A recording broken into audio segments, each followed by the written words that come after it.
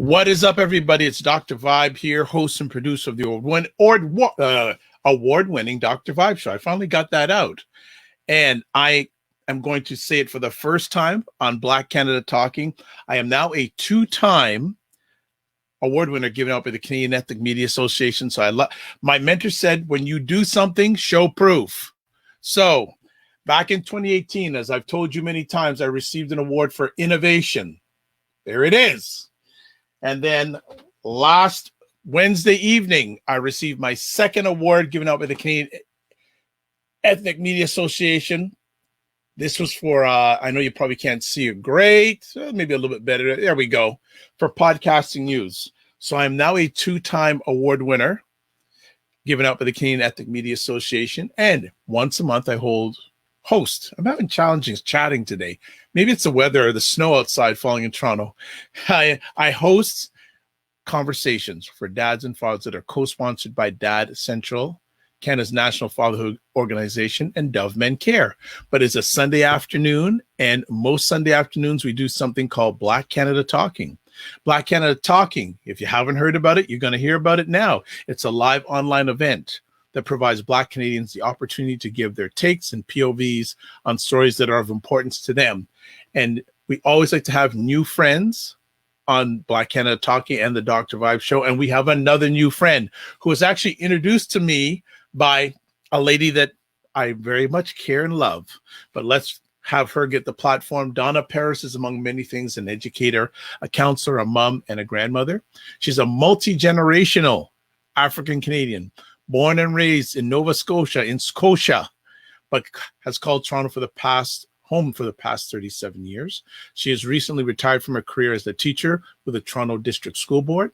She believes that it's important to know our history, who came before, and what it cost them. She knows in order to move us forward in our lives and reclaim the brilliant, powerful Black beings who came into this world, we need to tell our stories. It's only in going back that we truly get to have our present self.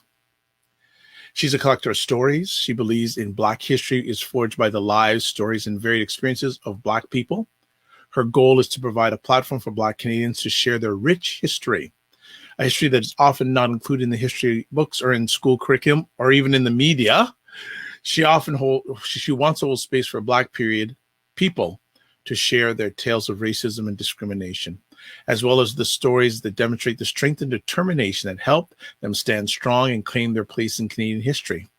Donna believes it's important that we be the ones telling our stories, which is something I very much believe in, not only telling our stories, but controlling our narrative. She's going to be joining us today to talk about her ongoing project in the Black Canada. So welcome for the first time, but not the last time, Donna Paris. How are we, Donna? I'm fine. Thank you, Dr. Vibe, for having me on. I'm pretty excited to be here. Well, I know you're excited because you've been telling me you're excited to be on here. How you doing today? I'm okay. You know, I'm keeping warm. The snow is falling outside, but I'm all right. Well, it's an old song, "Baby, It's Cold Outside, but it's warm in here." You know, warm in here, yes. So that is wonderful, and we're very happy to have you on. Thank you. Great bio, but can you share a little bit of your background with us? Because nice professional background, but Donna's a Scotian? Scotian, yes. I was born in Truro, Nova Scotia. Yes. I was probably 4.5, almost 5 by the time we moved from Truro. My dad joined the Navy, and we moved to Cornwallis, which was an armed forces base in the Annapolis Valley. And when we moved there, we were the first Black family. We were the only Black family to live on that base. So wow, it was quite an experience. Quite an experience, yes. If I can just politely interrupt that there, what you just shared with us, do you remember any of that experience? Oh, lots of it. I mean, I can even tell you on the way there, you know, we took the train when we moved, and there's 4 siblings. So the 5 of us were on the train with my mom going to Cornwallis, and we were excited. We're going to Cornwallis. We're going to Cornwallis. We didn't even know what Cornwallis was, but we were excited about going to this new place, and we're on the train. And we meet this white woman. And my mother let us, walk around the train while she was looking after my young sister. And we met this white woman who was telling us all these wonderful stories about a hobby shop she was running in Cornwallis and how we could come there and do arts and crafts. And it sounded exciting. And we ran back to tell our mother that this woman had told us this thing. And my mother, she grabbed my arm and she said, what else did she tell you? What did you tell her? Don't talk to those people. You can't trust them. This is what she says to me. You can't trust them. And then we go to a place where everybody looks like that woman on the train. Everybody's white. And so I start out already feeling like, oh my goodness, what have we walked into here? You know, where this is the place where you can't trust people. You can't tell them anything that's going on in your home. You can't tell them what's happening in your life. And so it didn't set me up very well. That's for sure. That's for sure. Yeah. Truro, Nova Scotia. What are some of the pleasant memories you have of Truro, Nova Scotia? Well, you know, I was so young when I moved there, but the thing that I do not remember is my Aunt Nina and my Uncle Dave lived up the hill from us, and Vi and Din lived next door. You know, and that's one of the things that, you know, I was talking to someone the other day that, you know, when your family makes a move, you know, you're living, you know, poor working class, and then you move up to the middle class, you know, to have a better life.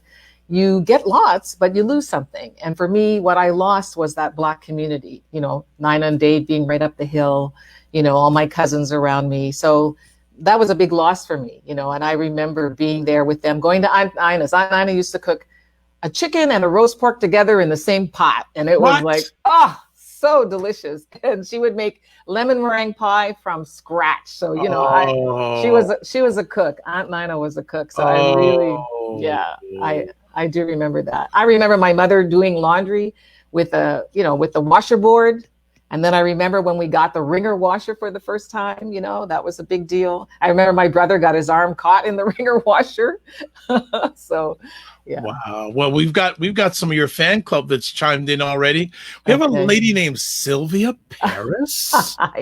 That's my aunt, my dad's sister. I've never heard of that person before in my life. Big shout out to Sylvia Paris. And Donna, you had told me she recently received an award. She did. What was the award? Because again, Sylvia's so humble, she just kept it under the covers. If you didn't tell me, I would have never found out. Sylvia won the 2020 RBC Canadian Woman Entrepreneur Award for Social Change. That was on Wednesday night. Yeah. Wow. So the same night I got my recent award from the Canadian Ethnic Media Association, Sylvia had to outdo me. Okay, that's all right. That's all right. That's right. All right, Colette saying, "Oh my, OMG, that happened to me with the ringer and my arms." So there's another story. So let's take a little go along the journey. So after leaving Truro, where did you go to next? So we went to Cornwallis, and it's, you know, as I said, it was pretty hard. I've written a thing called I Am Black History. I wrote a piece for Understory magazine a couple of years ago, and actually it was just recently republished because of all the incidents that have happened this past summer. So in solidarity with the killing of George Ford and all of the anti-Black racism incidents and protests that have been happening. But anyways, I wrote this piece, and it talks about, you know, being in grade 1 and my teacher, music teacher, giving me a piece to sing and saying to me, you know, go ahead and sing. And my mother sang around the house. I like to sing. I can't carry a tune, but, you know, I'm willing to try. So I try a little piece, and she's, do it again. I try again. I'm not really sure what she wants. You know, I'm just singing how I know how to sing. And by about the 4th time, she's pretty mad at me. And she grabs me and says, "What's the matter with you? Don't you know your people can sing?" And that was just like, that you know, that followed me. You know, I mean, I was a kindergarten teacher for years, and you get, music is a big thing in kindergarten, as you know. You were just saying how you were an EA in kindergarten. Like, this was a big deal. And that hurt me for many, many years. And so I had a number of incidents like that happened in Cornwallis. Teacher in grade 5 not believing me that I got 97% on a history test, because how could a little Black girl be that smart to be able to get that kind of grade, you know? So it was tough times in Cornwallis. Nice. And I think that the people in Cornwallis, they have no idea. You know, I ran into someone, it was my mom's 80th birthday, and we invited some people who she knew from way back then. And I talked to a young woman who went in Cornwallis when I was there, hadn't talked to her in 50 years. And she was talking about how, didn't we have such a wonderful time there in Cornwallis? And in my head, all I could think of was maybe for the white people, not so much for us. Not so much for us.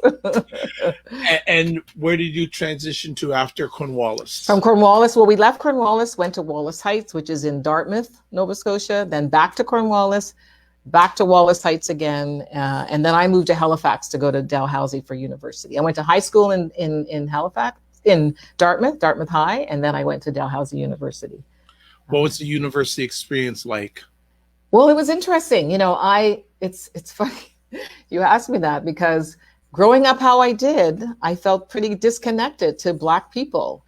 And in my head, I had this idea that there was a way to be Black, and I was going to go to university and find out what that was. I was going to go and say, okay, I'm going to learn how to be Black, which of course was nonsense, because who I was as a Black person is who Black people are. But at the time, I was like, okay, I'm going to find out what it means to be Black. And again, I had a struggle. And part of the struggle was, you know, I tried to meet some Black people. And I remember some of the Black women there making fun of me. You know, I would sit in the cafeteria with them. They would make fun of the way I talked.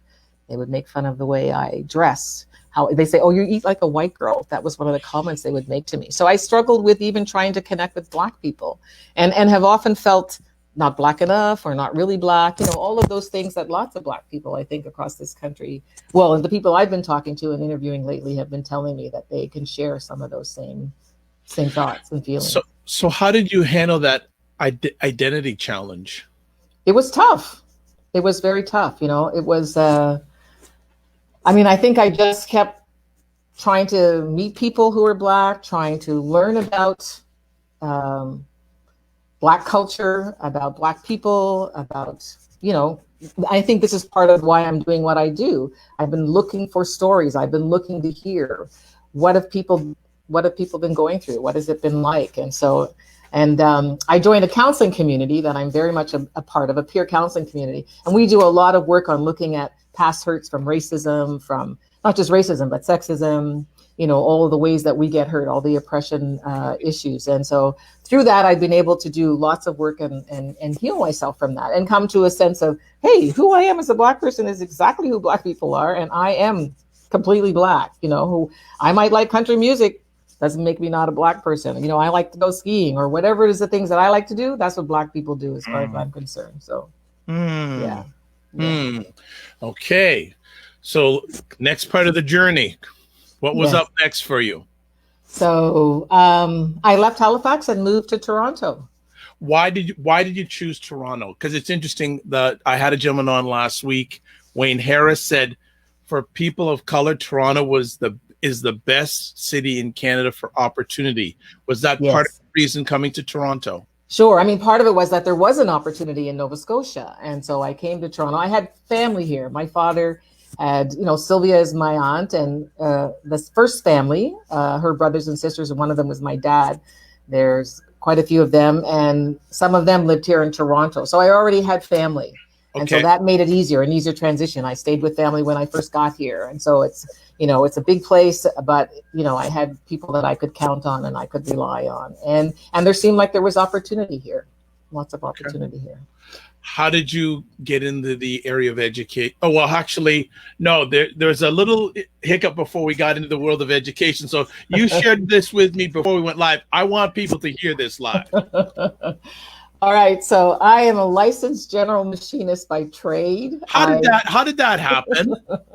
Well, I was looking for work. I was a mom. I had 2 children, and I was looking to transition into something. And at the time, the government was offering apprenticeships to women. They were trying to encourage women to go into non-traditional occupations. And so I decided, oh, let me try that. I went on a tour to George Brown College, and it was interesting. I wanted to do bricklaying or electrician, something along those lines. But when I went to visit those courses, I didn't see any women taking the courses. But when I went into the machine shop, there were some women there. And I thought, okay, it means that this is something that women can do. And so I found a place who took me on as an apprentice. And I did my 4 years. I would, go to school so many hours a week, and then you work so many hours. And I got my license. I wrote my exam and I got my license. And so I worked for many years. From there, I went to George Brown College. They were offering other women a chance to learn machining, Black women in particular. And so they hired me as an instructor at George Brown College. And so that's how I started working there. So just transitioned from the job into education. So when did you know it was time to exit that, and why the area of education? Well, what was happening was the funding got cut. First of all, the funding got cut at George Brown College for many of the programs at that time. And so I was working in the, what they call academic upgrading at the time. I'm not sure what it's called now, but helping people who've lost their jobs and, retraining, upping their English skills, their language skills, all of that sort of stuff. And I did that for a while. And what I discovered, I started working with a lot of adults, and I thought, wow, these are adults who grew up in this country, lots of them, and they struggle with language skills. Like, it was really amazing to me that people were really struggling with their language skills. And I thought, maybe I need to go back to school and become a teacher so I could figure out what's going on in the public schools. And so that's what I did. I went back to school at Oise UT and got my teacher certificate. And that was in 1997. I got my first job working up at Bathurst and Wilson. At Summit Heights was the first school I ever taught at. I know exactly where that is too. Yes. I know exactly. So you had a wonderful and established career in the role of education, or in the area of education. Yes. What any regrets doing that journey? No, I've met some wonderful people. And some people will stay at a school their entire career. I think I hit about 5 different schools, and I loved it because every time I went, I learned something new and I met some more people. And it was just a lovely experience. The parents, the students, I loved, interacting with students. In particular, elementary. For the last 9 years, I did kindergarten.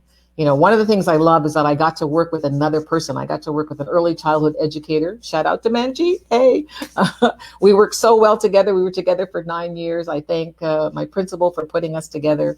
I love working with another adult in a classroom. And then I love working with the young people and seeing them come in, not knowing their alphabet, not knowing their letter sounds, all of that. And then just watching them learn to read and moving forward. And it was just a lot of fun. It was like getting to go back to school for me, because I didn't have such a good time in school for myself. I think that might even be a part of why I went into education. It wasn't such a good time for me being in school. And I wanted to see if I could make it good for other people, for other children, and thoroughly enjoyed it. When did you know it was time to retire? I could have retired a little bit earlier than I did, but someone said to me, before you retire, you should start thinking about what you want to do next. And I'd always wanted to do something in media, something radio, something to do with stories. And so I started planning a little bit ahead of time so once I retired, I would already be able to hit the ground running and have some things in place. And so that kind of happened, and then the time came, and it just felt right. The time felt right. And luckily for me, I actually got out before the whole COVID and all of that stuff happened. So I retired in June of 2019. Okay. So. Tell us the background on how In the Black Canada came into existence. Well, I've always been interested in stories and about who came before me, what they had to go through. I've always been interested in that. I ask a lot of questions. And I was talking to my mom. My mom is 86 years old. She lives in Summerside, Prince Edward Island now, as do my sisters. And my mom was saying that she wanted to write a book. And she said, I already have the title. And I said, what's the title? She said, the title is, I Want to Be Black Before I Die. And I thought, wow, that's a pretty specific title. And I said, tell me more. And she said, my mother grew up in Windsor, Nova Scotia. And she lived in the town of Windsor, her family did, and lots of other Black people lived sort of in the outskirts of the town. And she was brought up to believe that she was better than other Black people, better than those Black people in Africa, better than the Black people in Lucasville and Beaverbank, wherever other Black people lived. And she said it left her feeling very disconnected to Black people, and also feeling like she wasn't truly Black. Right. And then I thought, well, that's the same experience I had growing up in Cornwallis, those same feelings that I'm left with. And I thought, I bet you there's lots of other people across this country. Black people make up 3.5% of the population in Canada, but we're pretty well spread out. I have relatives in Kamloops, British Columbia, and all the way to St. John's, Newfoundland. So we're pretty widespread across this country. And the people I've been talking to lately and the people I've been interviewing, almost 201 will say, oh, we had 800 kids in my high school, but there was only 5 Black people. Or, I was the only Black kid in my class all the way through school. There was a lot of those kinds of stories where people were the only one. And I thought, I bet you there's a lot of people who have stories to tell. And I would really like, I want to know the stories. Right. And I want people to have a chance to tell those stories. Because I know I didn't get to tell those stories. And in telling them, a lot of healing. You asked me, how did I get through it? Telling the stories was a good way of healing for me to get through it. And I think that's part of what I want to do, is get people to tell their stories and get a chance to heal from, what had happened to them, what they had gone through. Mm-hmm. Where do you get the passion to be a storyteller from? Mom, dad, another relative? Where does that value come from? I don't know. I've just always been interested in, I love to read. I've always loved to read. And I like to know about characters. I like to know about people. And I've just always been interested in that.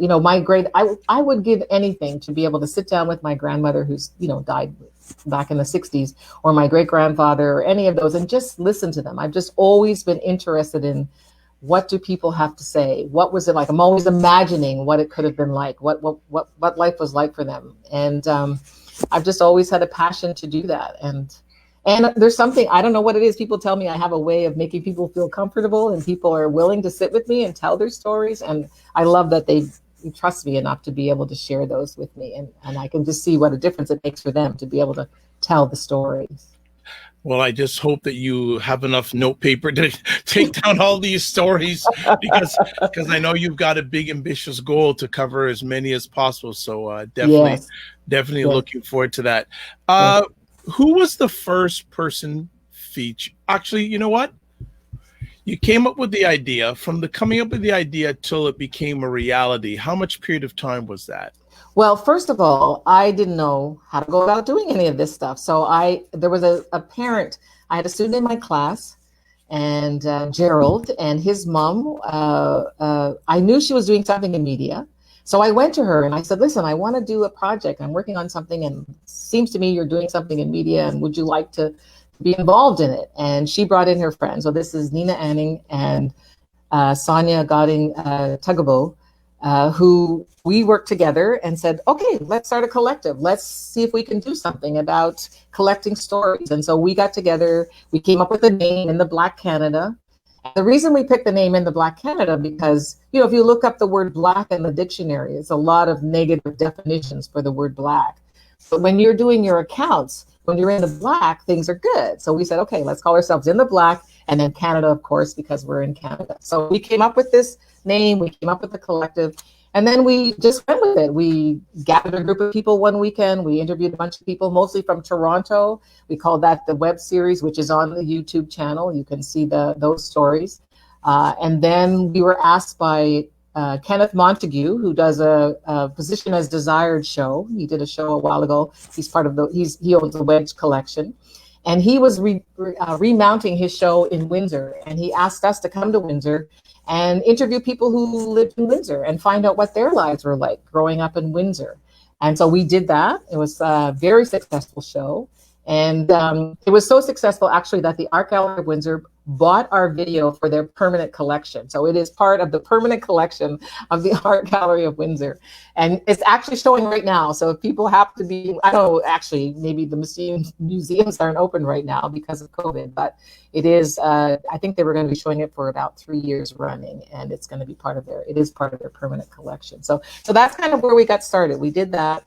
And it was a little bit away from where I was starting to go. I wanted to go and meet individual people and do audio collection, collect stories, audio stories. But it was great learning, and I really thank Nina and Sonia for taking me under their wings. They were well established and had done lots of other things, and they brought me under the wing and gave me some confidence to be able to kind of go out on my own. And so the collective is no longer together. We're doing our own projects. And then I decided, I really want to do this. I want to go from coast to coast across the country, meet Black people and just get them to talk about their stories, their ancestors' stories, people's journeys, how they got to Canada, what life was like for them, what life is like for them now, you know, all of that. And that's where I started this journey. Where did you get the burning desire to go on this journey? I don't know. It was just there. Like I just wanted to, you know, there's a place where I just decided this is something I was born. It feels like it. You know, I'll tell you, when I am interviewing someone, you know, I remember sitting there with the recorder when I used to be able to go into people's homes, and I'm sitting there with the recorder, and I would think, this is exactly where I'm supposed to be. Right. And at the same time, I feel completely out of my depth, you know, like there's just like, I don't know what I'm doing. I'm just figuring out, go with me. But it feels like this is exactly what I am supposed to be doing. And I don't know where it came from, but it's there and I'm loving it. Do you have a memory of the first person you interviewed? Yes. The very first person I interviewed was Mary McCarthy in New Brunswick. Mary, I interviewed both Mary and her son Tandue, and Mary's a lovely woman and so welcoming. And I just love the story. Mary tells a lovely story. It's on the website, you know, in the Black Canada website, about her father, you know, going to get a haircut. He had joined the armed services and he was going to get a haircut. And he went down to the place in Halifax where people were supposed to get their haircut. And the barber refused to cut his hair.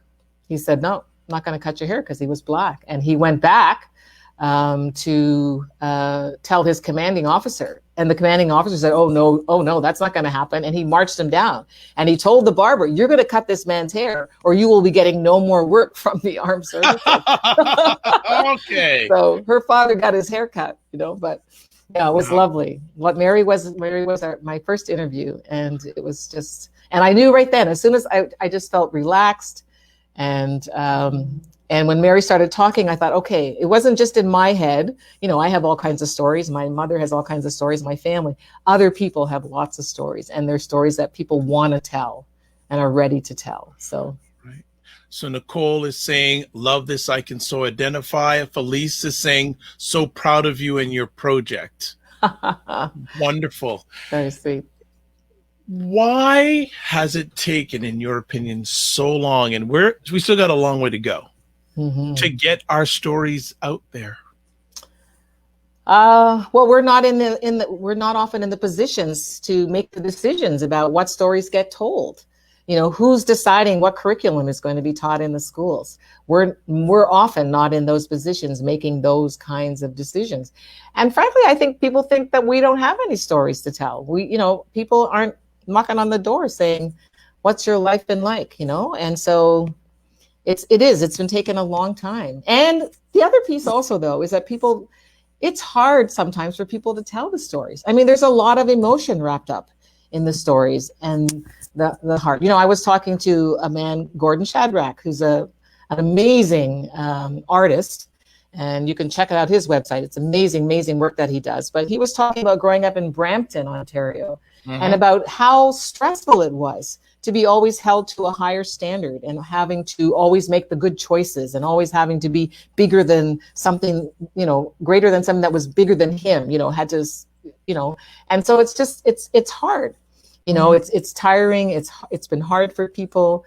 And as I say, no one's running us down saying, tell us your story. Well, they didn't used to be. Now I think that's changing. I mean, one of the things I love about Sylvia and the Delmore Buddy Day Learning Institute is that they are doing that. They put out the Viola Desmond book. They put out an African history book, a grade 11 African history book.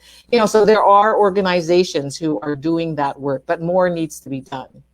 And I think it's, you know, I think you might have said this in my bio, I'm not sure, but I believe we're just regular people. And I think that, you know, Black history is just regular people living their lives. You know, you're just living your life. I'm just living my life. My grandmother was just living her life. My grandfather, we don't know that we're making history, but we are as we're moving through. And so it's just about us making history, moving forward in our lives, and getting a chance to talk about it. And I think it's true. There's not enough. And I see more now. I see Desmond Cole is out there telling stories about Black people and what's happening, you know, but we need more of that. And so. that's my job. That's my goal. I would like to get from you 2 or 3 interesting stories that you've had shared to you along the journey. Right. Let me think. What's the best? Well, Florence Harrison grew up in Detroit. Sorry, grew up in Windsor, Ontario, and she tells the story of being 17 years old and going to her first job and all excited. And she went to a restaurant and she walked into the restaurant. There was another table of people there, and they had those, when you used to put jukeboxes, you used to put money in the jukebox. So she got all excited. She's putting her money in the jukebox, not really paying attention.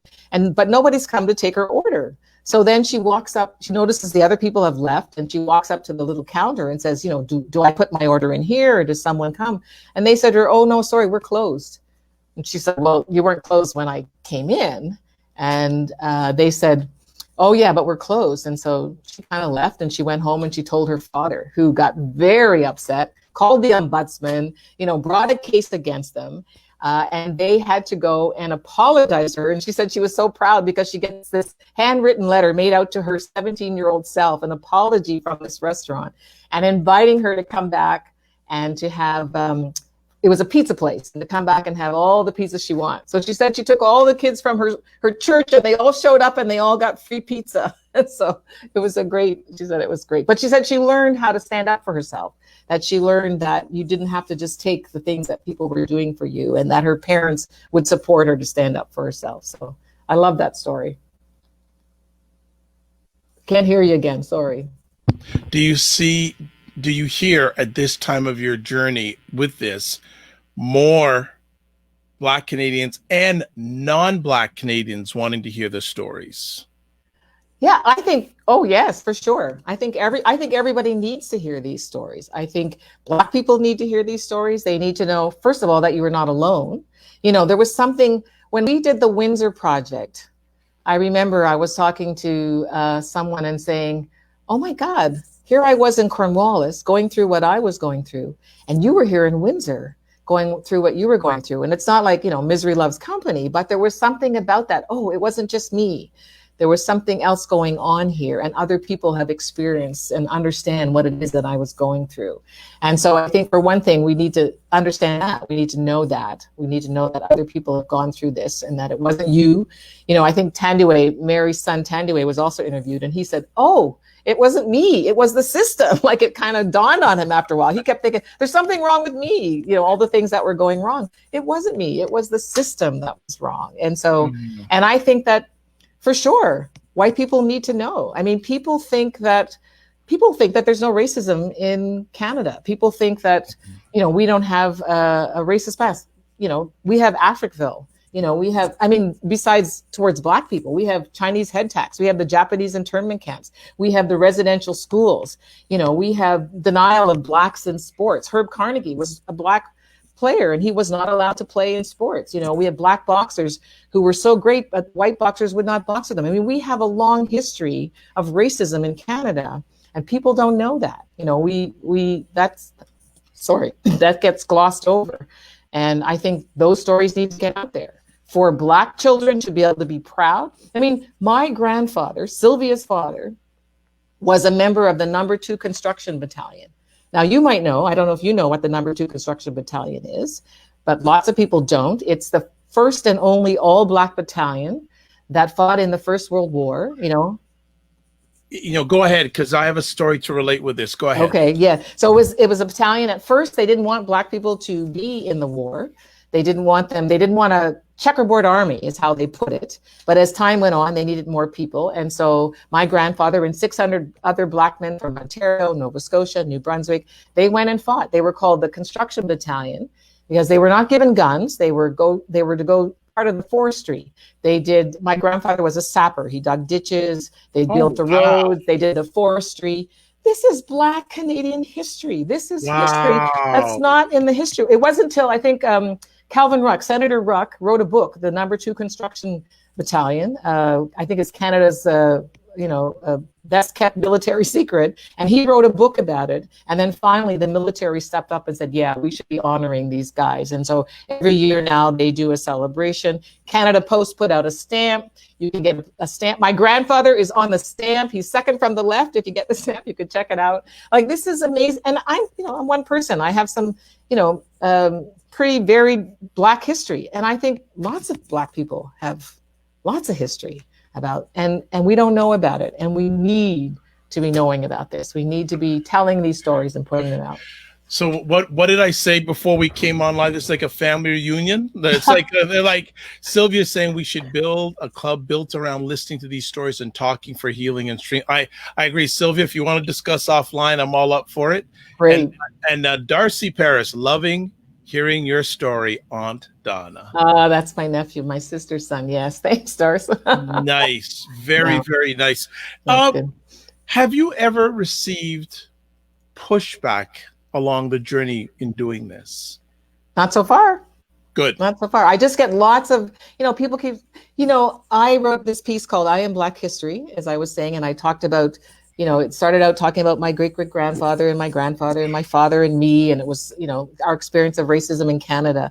Mm-hmm. And I was at a cousin's house once and having some kind of gathering, and someone came in and she said, "Oh, you're the Donna Paris who wrote that piece. I thought you were talking about my life. I too have that experience of grade 5 and whatever." So I think for the most part, people are like, yeah, I can tell you a story like that. Not exactly the same, but kind of like that, As I said, just the people, I've seen some people's, class photos. I have a class photo, I'm the one Black face in a sea of white folks. And I've seen other Black people, Windsor, in New Brunswick, the one Black face in a sea of white face. I mean, this is a common story. Yes. These are common stories, and we need to tell them. We need to get those stories out for ourselves. But I think you're right. I think, and white people need to know, we have contributed so much to this country, the things that Black people have done. It's amazing. And we've covered some of that. If you go on our YouTube channel, and you'll see some of the stories that we talked about the first, I think it was a comptroller, a mayor in Toronto. His picture is hanging in City Hall, was a Black man. People don't know that. I mean, his house is here. It's a historical house in down on Broadview Avenue. Mm-hmm. There's lots of things that people don't know about what Black people have. I mean, Africville, Hogan's Alley in British Columbia. You know what I learned about? I went to Prince Edward Island this summer, and I learned about the bog. And the bog was an area in Charlottetown, Prince Edward Island, that was all Black people. They had come with the soldiers who were given land, who were part of the War of 1812, and they came with the soldiers. It was called the bog because it was swampy, terrible land that they lived in. Yep. Lots of Black people in Prince Edward Island. People think there's no Black people in PEI. There was a whole Black community. I mean, that community is now, it's the Parliament buildings in Charlottetown, but people mix together with Acadians, they mix together with Iroquois, they mix together with Scottish people, and now they've, moved into other parts of Prince Edward Island. But there's people, do people know about the bog? Do they know about the Colored Hockey League? I learned about the Colored Hockey League. There was a Colored Hockey League out of North Preston, Nova Scotia, and they just came up with a stamp for them, as a matter of fact, honoring the Maritime Hockey League. And they've started 22 years before the National Hockey League. And those Black Hockey League players have been credited with inventing the slap shot and a particular kind of way that how goalies attend the goalie net. I don't know much about hockey, but there's so much history that we don't know about. And just regular people that I met were telling me these stories. And there's lots more to tell. Lots more to tell. Yeah. Okay. Nicole is saying, I love this. How she has the stamp blown up for Black History Month when she worked at the Senate. Nice. This is good. That made me so proud. I mean, but that's what I started to say about the stamp, was that my grandfather, that if I wish I'd known that as a child. That would have really, the place I was feeling about myself as a Black person and not feeling very confident in myself. If I knew wow, my grandfather was a member of the #2 construction battalion. That would have gone a long way for me, giving me confidence and making me feel better about myself. And I think that's what, the hockey players, all of that, if young Black kids knew what they went through, what they did, it could just make such a difference in your life. It can really make a huge difference in your life. Yeah. You mentioned about making differences in people's lives. Could you share a story a story that made a difference in your life, or being in the environment where someone had the opportunity to share their story, it made a difference in their life? Because I fully believe when you get a chance to share your story, right, the person who's giving it gets a benefit of it too. Yes, that's true. I'm trying to think. Oh, I've heard so many stories. Let me think of one. There was one, Sipo Kwako tells a story. Sipo Yes.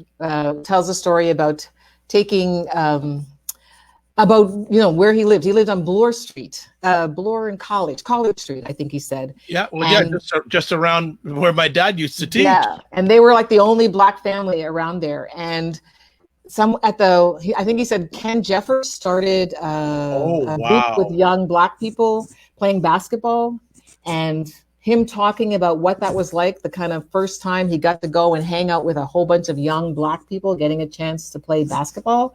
And I remember that. I remember the first time when, it was struggle at Dalhousie, but it was also amazing to be able to go there and be amongst other Black people and not to feel so alone. It really, it was really lovely to hear him talk about that. Do you feel, are you getting more and more interest for your project over the years? Because you've been doing it for a while now, and obviously with the events of this year, I'm sure it's heightened. But were you getting an increased demand before 2020 hit? Right. Well, it hasn't been that we went this portion of it. I'm calling this the I Am Black History Project. We did last fall. My partner David Oforis Zapparoli, we went to Nova Scotia, New Brunswick, Prince Edward Island, and we went and met people, and we did interviews. David did all the portraits for the website. Wow. And we started there, and of course we came back. It was Christmas and other things. We went went on a little bit of a vacation, and then we intended to go out west to meet people there and do the stories. Well, then COVID hit. And so it was like, for a while, it kind of stopped us, because I was thinking, my plan was to do an art installation at a gallery and have, people's pictures up on the walls, and then have some kind of way that you could listen to the audio recordings. But that wasn't going to happen because of COVID. And then I started rethinking, well, what am I going to do now? And then I thought, okay, maybe I need to get this on a website. And so I started the website, and I learned how to do SoundCloud and all of these other things, and had some help from a lovely Winton Cape helped me put the website together, and we worked on the website and got that up and running. And then I started thinking about, well, how I need to get more stories, and really people have just been telling other people, I have a friend and she's doing these stories. Would you like to be on it? And sure, I'd like to do it. And they hooked me up. And so, it's been wonderful. I'm hoping, through this time with you on the show, that more people will call, especially I don't want anyone to get upset that there's only people in Ontario, New Brunswick, Nova Scotia, all East Coast. It's not just that. I want to hear from people from Alberta, all in Manitoba, all the way through BC, Northwest Territories, wherever it is that Black people live. I want to hear stories from those. It's interesting you mentioned Northwest Territories. Before everything got into the state it is now, I actually was privileged to go up to Yellowknife and speak at a conference, or share at a conference in Yellowknife. And one of the things that blew my mind, in Yellowknife, there is a significant Somalian population in Yellowknife. Yes. I was, what?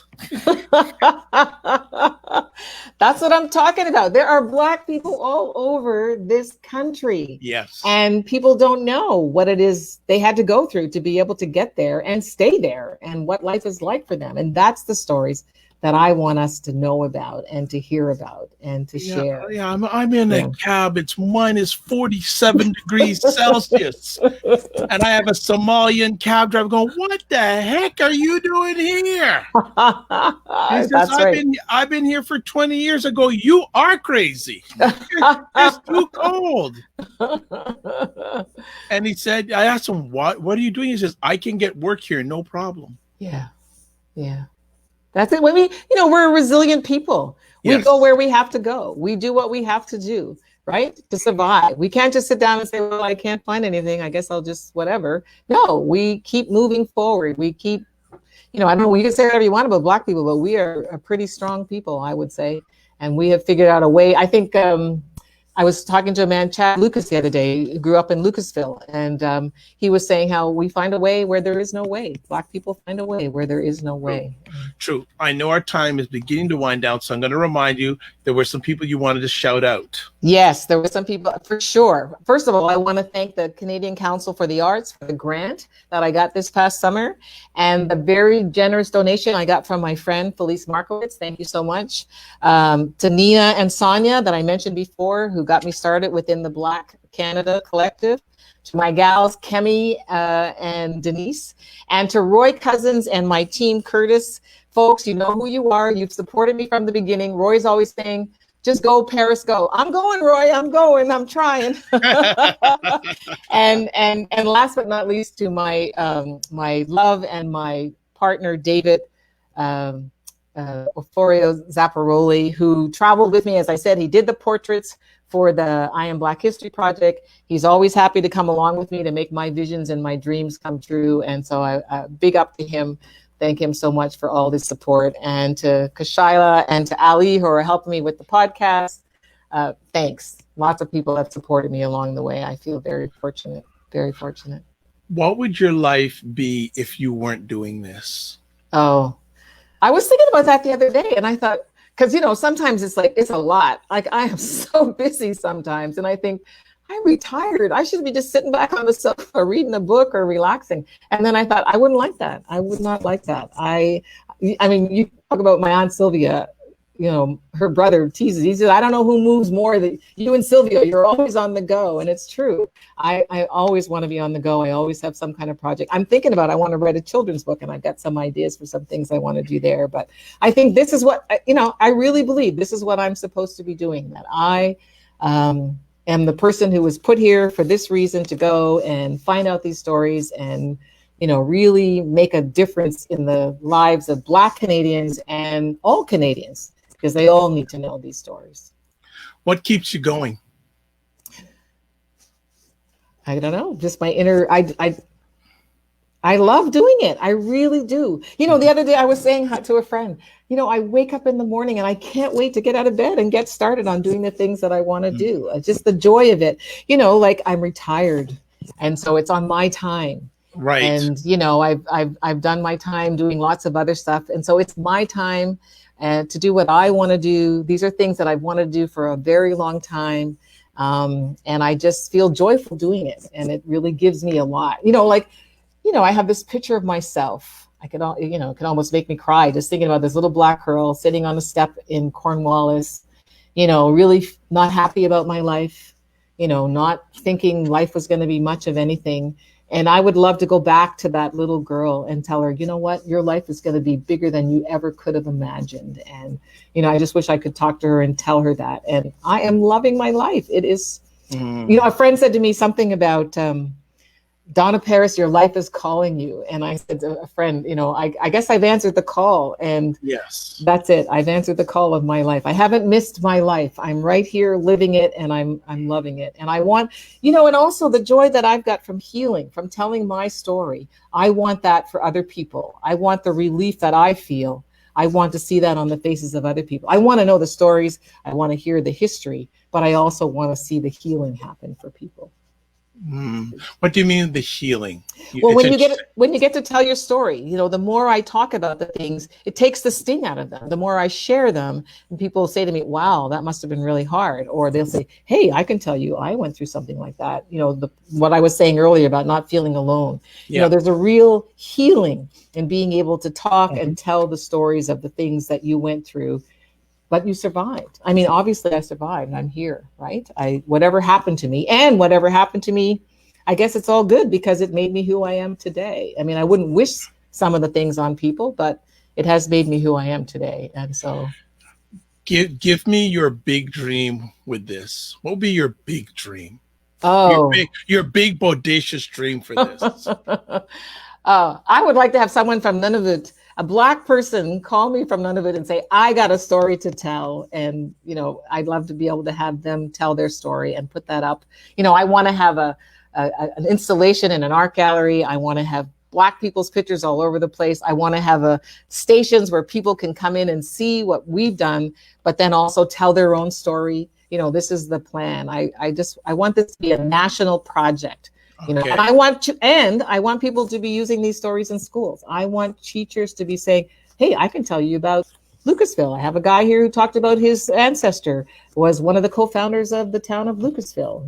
I want people to be using this in schools, to be educating children, all children, about Black Canadian history. Okay. So final conversation piece. One question with two parts. What is your message to non-Black Canadians when it comes to Black Canadian history? Well, first I'd say learn the history, and not just about Black Canadians, but Indigenous Canadians, about all people of the global majority. Learn the history of Canada. Like we pretend, that we don't have this history that we have here in Canada, and educate yourself. I would say educate yourself and find out what's the real story. What are the real stories about what happened? Who really was Sir John A. Macdonald? What happened in the residential schools? What was the Chinese head tax about? What was the Japanese internment camps about? What was Africville and what really happened there? Find out, educate yourself. Educate yourself is what I would say. And then what is your message when it comes to Black Canadian history to Black Canadians? Yeah, be proud. Be proud of your story, your history, whatever it was. I mean, whatever it was whatever our ancestors went through, it was harsh and it was hard, but they went through it for us. When I talk about my grandfather, my great-great-great-grandfather who came from Ireland, he was a grandson of a slave owner. And I always say he was thinking about me. He didn't know me, but he was many generations ago. But in living the life that he lived and striving for a better life, he was thinking about the future. So that means he was thinking about me. And I would love for my great-great-greats to say, hey, my grandma Donna was thinking about me and doing what she's doing. She was setting me up for life. And I'm really, I would say be proud. Find out your history. Be proud of that history. Share that history. Tell those stories. I mean, you don't have to just tell the stories to me. Just tell your stories to each other. Get a chance and forgive yourself in any of the places where you thought, like I used to be mad at myself that I didn't call people out on when racist things happened, but I didn't have the language and I was young and I reached a certain age where I said, I'm not taking that anymore. And I started standing up for myself, but forgive yourself and love yourself and love your people. Let's slip in one more conversation piece. This has been quite a year for everybody. Yeah. Especially Black Canadians. Mm-hmm. As we come to the end of 2020. Yes. What message would you have for Black Canadians for 2021?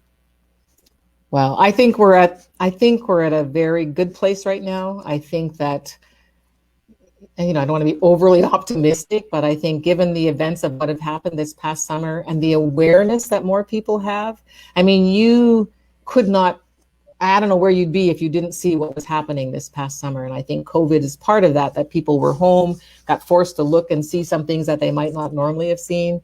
And I would say, people are waking up, and don't stand back and don't hide and don't stand up, do all the things that were you stand up for yourself and make your voice known. Make your voice known.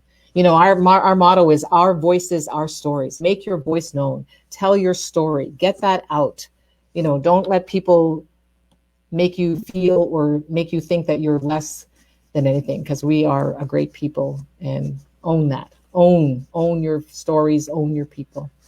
I guess that's what I would say. Great words to end off by. And as I'm going to just piggyback on what Donna is saying, know your history. Yes. And it doesn't have to be someone else's. There's history in all our families. That's right. Just regular Black people have a lot of really interesting history to tell. That's for sure. And I'm also going to encourage, one of the things I've become very passionate over the last few years is intergenerational communication. So if there are younger people, yes, are there people that are older than you? Ask them some of their story, because it's not on the TV, it's on the screen. They've lived it. You will be amazed about some of the things that you hear. I'm almost sure you'll go, wow. Yes. Yes. You're right. You're right. You will go, wow. Because even the last years I found out history about my dad, and I'll just drop this little tidbit. My dad went to Howard University. Wow. Okay. One of his teachers was the late Toni Morrison. Wow. Wow. And did you know that when your dad was younger? No, just in the last few years. That's what and at one time she was engaged to a Jamaican gentleman. But one of his teachers at Howard University, he was actually one of the first Jamaican men to go to Howard University. Wow. See, there you go. Black Canadian history. Yeah. In our family, in your family. It's everywhere. It's everywhere. It is, yes. Just ask, because especially when our elders are gone, you're not going to get it. That's it. The stories are gone. Yeah, I knew my grandfather, and I'm sorry that I didn't know about the number 2 construction battalion, that I could have asked him questions. Exactly. Right. Well, Donna, thank you so much. We're going to put up the information on the screen, how people can get more information about what your great team is doing. There's the website in the blackcanada.ca, Facebook in the Black Canada, and then on Instagram in the Black Canada. That's everything there. Please reach out and share stories with her. Yes. I'm ready. and even though she can't get out, there is something called the phone. There's things like this. Yes, that's right. So especially here in Ontario right now, or in Toronto, we're locked down for the next little while. So no better time to get in touch with Donna to share those stories. She ain't going anywhere. That's right. Right? For the next 28 days, she ain't going nowhere. So catch her while you can. I am Dr. Vibe. I'm host and producer of the award-winning Dr. Vibe show, the home of Epic Conversations. I'm the host of Conversations 2020 and 2018 Canadian Ethnic Media Association award winner. If you want to find out more information about me, the website, thedrvibeshow.com. Also note that once a month I host conversations for dads and fathers that are co-sponsored by Dad Central, Canada's national fatherhood organization, and Dove Men Care.